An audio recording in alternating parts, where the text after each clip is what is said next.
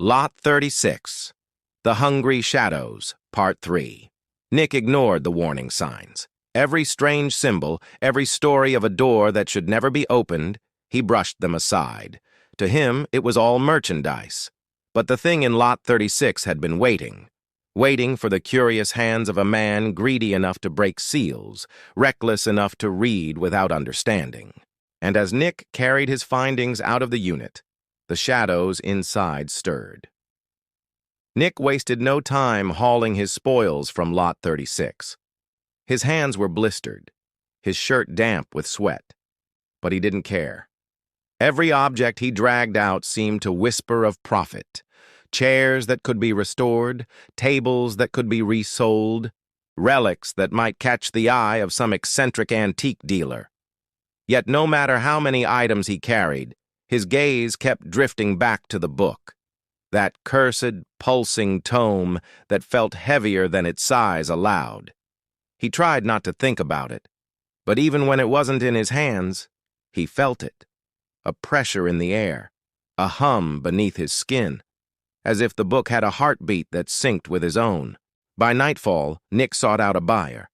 He knew people, men who paid for strange things, no questions asked.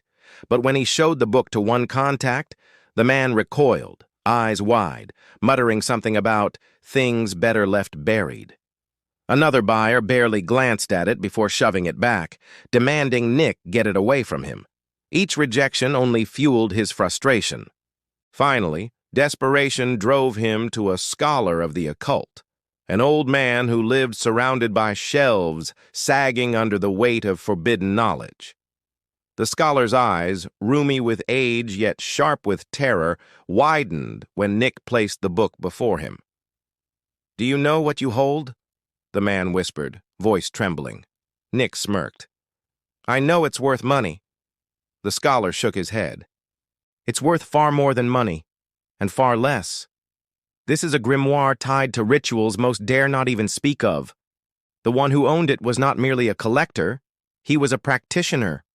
Lot 36 was not storage, it was a tomb, a seal.